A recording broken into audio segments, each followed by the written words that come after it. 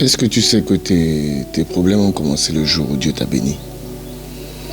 Est-ce que tu sais seulement que le jour où tu as eu le travail, tes problèmes ont commencé? Le jour où tu t'es marié, oui, tes problèmes ont commencé ce jour-là. Le jour où tu as eu quelque chose qui était différent des autres, oui, la jalousie est née. La jalousie est la genèse de la sorcellerie. Ce jour-là, tous tes problèmes ont commencé. J'ai envie de te dire que ta bénédiction peut t'attirer des problèmes. Tu connais juste l'histoire des enfants d'Israël, qu'ils sont sortis, qu'ils étaient en Égypte et qu'ils ont fait 400 ans là-bas. Mais est-ce que tu sais pourquoi ils ont fait 400 ans? Est-ce que tu sais pourquoi ils sont devenus esclaves? Ils sont devenus esclaves à cause de leur rayonnement. Ils sont devenus esclaves à cause de leur propre bénédiction. La Bible rapporte dans le livre de Genèse au chapitre Exode au chapitre 1, quand tu lis le livre d'Exode au chapitre 1, tu comprends exactement ce qui s'est passé. La Bible rapporte qu'il est venu sur le trône de l'Égypte un roi qui n'avait pas connu Joseph. Et ce roi a observé le peuple d'Israël. Il a dit, ces gens-là sont bénis. Ils se multiplient. Ils sont forts. Ils peuvent devenir plus puissants que nous. Et la Bible dit, il dit, montrons-nous intelligents à leur égard. Faisons preuve de ruse à leur égard. Ça, c'est le français de Louis II. En réalité, quand tu sondes, c'est comme s'il disait, complotons contre eux. Faisons du vampire contre eux. Pratiquons de la sorcellerie contre eux. Donc les gens qui étaient bénis ont été asservis, ont été écrasés. Et la Bible rapporte qu'ils ont bâti les greniers de Pharaon. C'est eux qui travaillaient maintenant, mais c'est Pharaon qui devenait riche. Ils ont bâti l'Égypte. Oui, à cause de leur propre bénédiction, à cause de leur propre rayonnement, ils ont été écrasés. Les combats que tu vis sont dus au fait que tu n'imagines même pas que la jalousie peut venir de tes propres frères, de tes propres sœurs, de tes propres amis. Tu sais pourquoi Caïn a pu tuer Abel? Ils pouvaient se battre. S'ils étaient face à face, ils se seraient battus. Abel se serait débattu. Mais c'est parce qu'Abel avait confiance. Il savait que celui qui est dans son dos, son frère, ne peut pas lui faire du mal.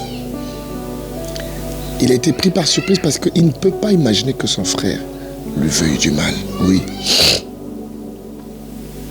À cause de sa propre bénédiction, son frère à qui il faisait confiance lui a fait du mal. Ta bénédiction peut t'attirer des problèmes. La bénédiction que Dieu t'a donnée peut t'attirer des graves problèmes. Balak a dit à Balaam, viens me maudire ce peuple car il est plus puissant que moi. Viens me maudire cette sœur-là parce qu'elle est en train de se marier, moi je ne me marie pas. Maudis-moi cette sœur-là parce qu'elle enfante, moi je n'enfante pas. Maudis-moi les enfants de cet homme parce qu'ils progressent, ils vont loin dans les études, les miens n'arrivent pas à avancer. Mais ne te décourage pas. J'ai envie de t'apprendre à prier d'une certaine façon ce matin. Quand nous lisons le livre de Proverbes 10 au chapitre 10, verset 22, la Bible dit c'est la bénédiction de l'Éternel qui enrichit.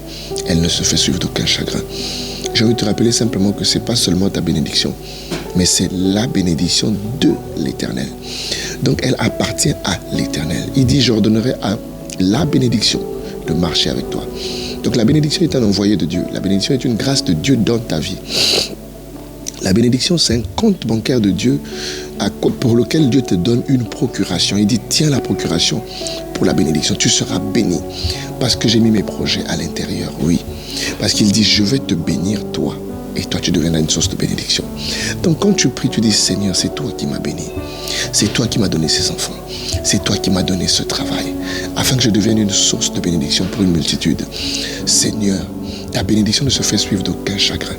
Ne permets à personne de venir arracher ce que toi tu m'as donné. Seigneur, si on arrive à m'arracher ma bénédiction, ça veut dire qu'on a pu m'arracher mon Dieu. Mais est-il possible qu'on m'arrache mon Dieu? Je ne pense pas. Seigneur, si on arrive à m'arracher ma bénédiction, ça veut dire que mon Dieu a été faible parce que c'est ta bénédiction. On a dit c'est la bénédiction de l'Éternel. Je ne permettrai à personne de venir arracher ce que Dieu m'a donné, Seigneur. Soit-il parmi mes frères, mes sœurs, soit-il parmi mes amis, Seigneur, je ne permettrai à personne de venir m'arracher ce que tu m'as donné. C'est pourquoi je décide d'être une femme forte, un homme fort, Seigneur, bien armé de ta parole, Seigneur, et je sécurise ma bénédiction, celle que tu m'as donnée, Seigneur, comme tu le dis dans le livre de Luc, chapitre 11, verset 22. Oui, un homme fort et bien armé, qui garde sa maison, tout ce qu'il a est en sécurité. Seigneur, je déclare que la bénédiction de l'Éternel qui est avec moi est en sécurité. Parce qu'elle vient de l'Éternel et je la sécurise, Seigneur. Tu m'as fait don de ce talent, je le multiplie, Seigneur, afin que quand tu viendras récolter, que tu constates tout ce que j'ai pu multiplier avec la grâce que tu m'as donnée. La grâce est une bénédiction. La bénédiction est une responsabilité. La grâce est une responsabilité, oui, parce que c'est la bénédiction de l'Éternel.